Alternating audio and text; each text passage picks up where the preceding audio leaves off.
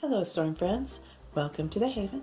I'm Mussetta Lee Storm, but you can call me Muse, and today I'm going to show you how I make this gluten-free, plant-based cranberry pumpkin coffee cake. So keep on watching. The first part that we need to start with our cranberry coffee cake is to make the cranberry compote that goes in it. So we're going to combine in a saucepan 4 cups or 240 grams of whole cranberries and 1 cup or 232 grams or about 250 milliliters of water. And we're going to cover this in a saucepan and bring this up to a simmer and simmer it for about 5 minutes. For those of you who make your own cranberry sauce from whole cranberries, you'll start to hear the popping sounds that you should be familiar with. And then we'll come back and we'll add some more ingredients to this. So now my cranberries are ready for the 2 tablespoons or about 27 grams of lemon juice. We're going to stir that in. I unfortunately let them go for a little bit longer than I meant to. I had to walk off for a second. Stir that all in.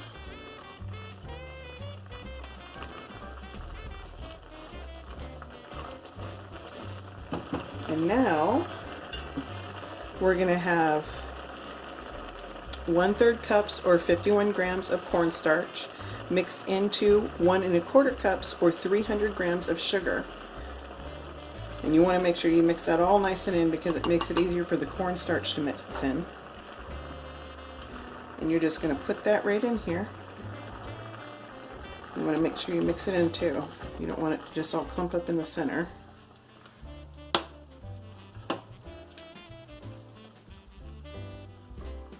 Now I am using a spatula, but this spatula is meant for high temperatures.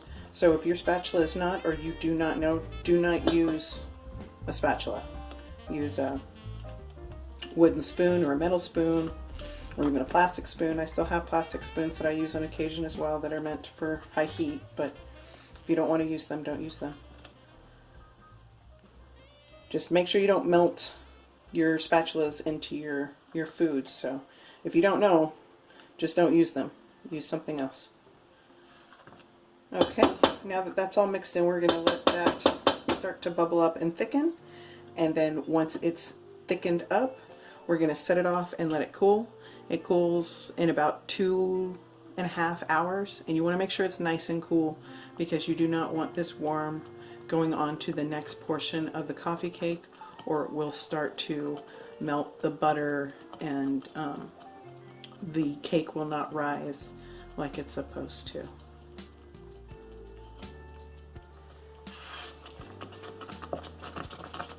You just want to stir this every now and then to make sure it's not sticking to the bottom, and to check, whether it's thickened up or not. This is almost there. I usually wait for it to change color. It'll go from a light color to a bit of a darker color once I think it's ready.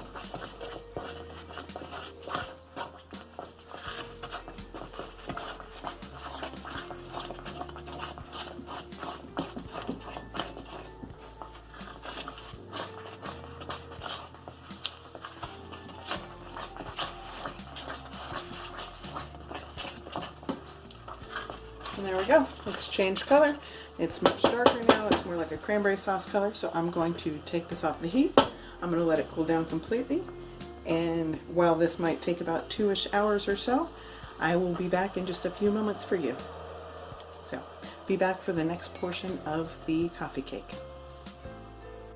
Okay, now that our cranberry compote has cooled down, we are going to start on the cake and crumble portion of the coffee cake and then also bake it.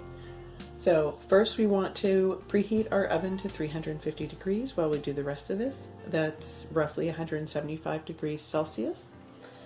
And then we want to grease or line or both a 13 by 9 by 2 inch pan or 2 8 by 8 by 2 inch pans. In the future, I'll probably do 2 8x8 so I can freeze half of them. And then I'm going to go ahead and get the rest of the ingredients down here so that way we can get this started. In a large mixing bowl, we're going to combine 4 1/4 cups or 489 grams of oat flour. That's the flour we're using to keep this gluten-free. 1 tablespoon or 16 grams baking powder. 1 teaspoon or 9 grams of salt. 1½ teaspoons or 6 grams of cinnamon. And a ½ teaspoon of ground mace. Unfortunately, ground mace is very light, so I'm not able to get a weight for you, so ½ teaspoon it is. Okay, so I'm going to go ahead and whisk this all together real quick before we moved on to the next part.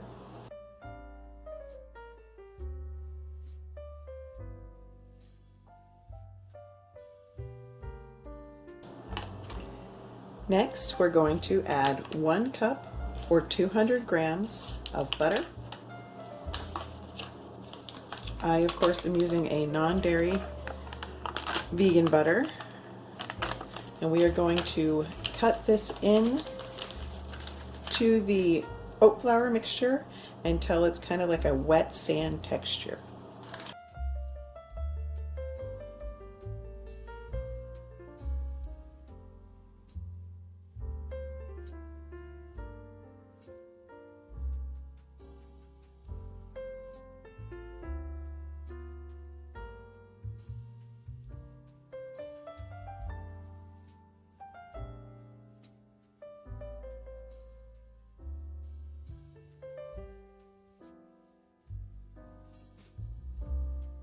Okay, so this is roughly what it should look like. It's kind of like, it feels kind of like a wet sand. If you put your hand into it and if you go through it, it doesn't really hold together real well, but it can if you like squeeze it. So, but we don't want to squeeze it together. We're going to set this off to the side for a moment, and then we're going to get to our egg substitute and other liquid ingredients. So to start off our liquid ingredients, you're going to want to use an egg replacer for 2 eggs. The egg replacer that I am using comes from this book here. And that's Food 52, Vegan, 60 Vegetable-Driven Recipes for Any Kitchen. And then the authors' names are Gina Hamshaw, forward by Amanda Hesser and Meryl Stubbs. And the egg replacer powder that I'm using is on page 133. They also have a flax and chia eggs listing as well there. I use this egg replacer in almost every recipe that I do at the moment that calls for eggs, unless it's for an egg wash or just egg whites, and then I use something else. Occasionally though, I still use applesauce as my replacement. Now that my egg substitute has gotten a little gelatinous there, even though it's settled a little bit, I'll mix that back in. We're going to add a ½ cup or 161 grams of pumpkin puree. This is just because I like to have a little bit of pumpkin flavor when it comes to my cranberry stuff, and especially because it's the time of year that I like pumpkin and everything. I just like pumpkin. I'll eat pumpkin year round, not even gonna lie.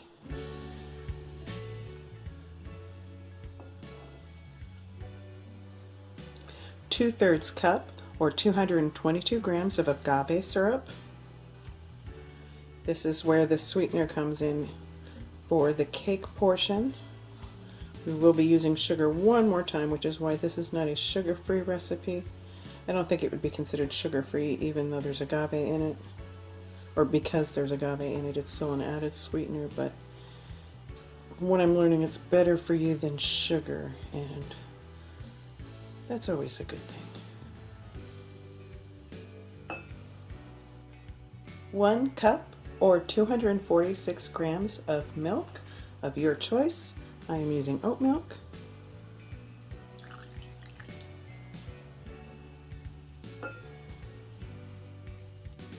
and 1 teaspoon or 6 grams of vanilla.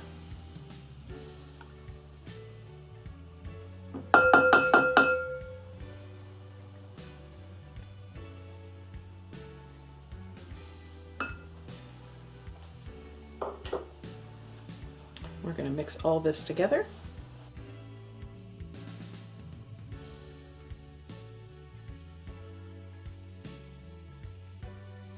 And now we're going to add this to our dry ingredients.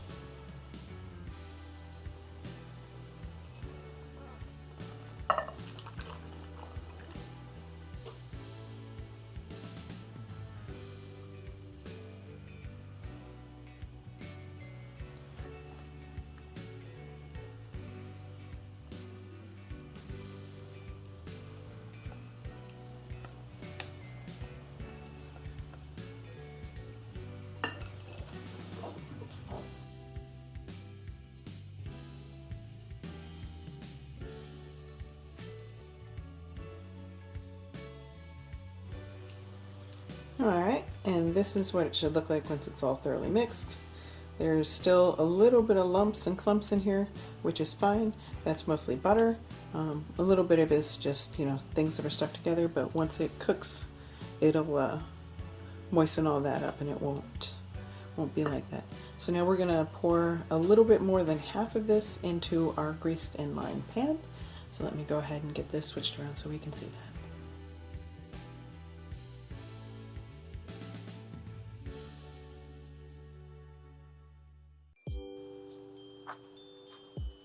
So your batter will probably be slightly thicker than mine is.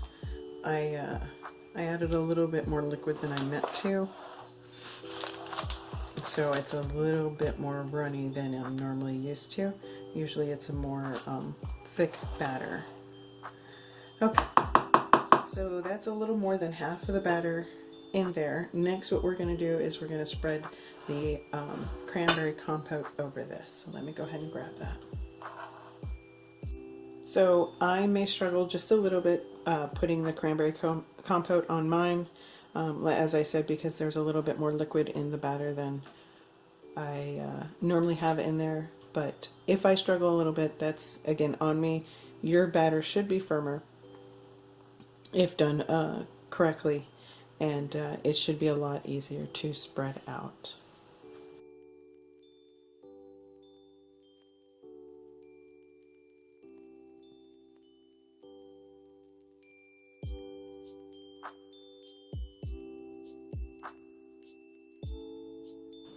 Okay, so you can see how I'm going to spread it out. I'm going to go ahead and finish this off camera to make it easier for me, and I'll be back with you in a few moments. Now that we have the cranberry compote spread out on the bottom layer of the coffee cake, we're going to take the remainder of the rest of the cake mix and drop it onto the cranberries here.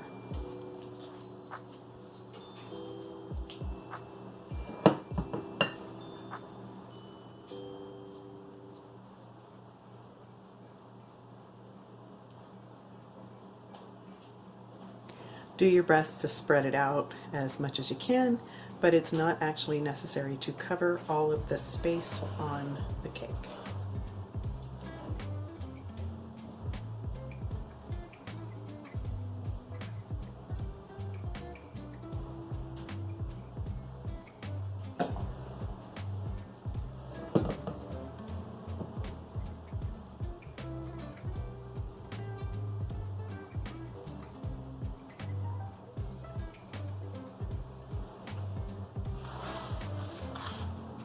Okay, now that I've gotten it started, I'm going to go ahead and do the rest off camera, and then I'll be back with you in a few moments. Okay, now that I have the remaining cake portion spread over the cranberries, we're going to make the very top layer, which is a nut and sugar butter crumble type. So we'll get that started in just a moment. As you can see though, I wanted to show you how it's not necessary to completely cover the top of the cranberries. You actually do want some peeking out. That's part of how this coffee cake is. I really enjoy this. This is one of my favorite kinds to make. I do have other ones that I will show you how to make eventually, but right now I'm kind of focused on this kind and making it gluten-free. So let me get back with you with the nut sugar butter mixture, and we'll get that going. Okay, for our crumble style topping, we start off with a half a cup or 116 grams of sugar. So some of my sugar was wet, or my measuring cup was wet and the sugar was wet, so that's why the sugar looks like that. Anyways, the next ingredient is 3/4 cups or 93 grams of oat flour. See, measuring cup's wet. I'm not sure why, don't know what did that. Anyways, a 1/4 cup or 56 grams of butter. Now we're going to cut the butter into the flour sugar mixture before we add our nuts. With this, we're going to be going for a similar texture like what we got earlier, only slightly larger pieces. We just want to make sure everything's been incorporated into the butter in this case. We don't want any loose flour or sugar.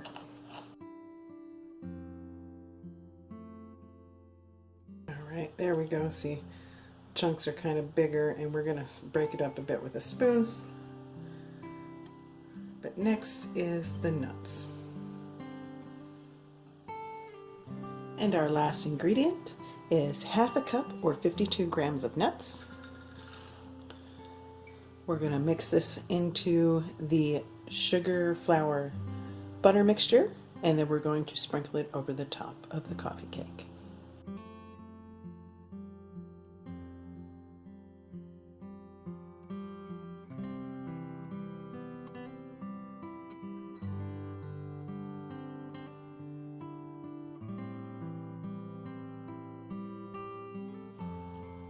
Okay, so I'm going to cook this anywhere from 45 minutes to an hour. If you're doing the 8x8 inch pans, you want to do 40 minutes to also an hour. It really just depends on how this bakes for you. So I will come back to you once this is baked. So this is the finished coffee cake. I'm going to go ahead and get it cut up and put onto a plate so that way we can have a couple pieces, and then I'm going to chill it in the fridge. It lasts for about a week as long as you keep it cold, maybe a little bit longer, a little bit less, but roughly around a week. So I hope you liked my video. If you did, please give me a thumbs up. And if you want to see more from me, please subscribe. Go ahead and leave me a comment down below, and I will see you in my next one. Bye!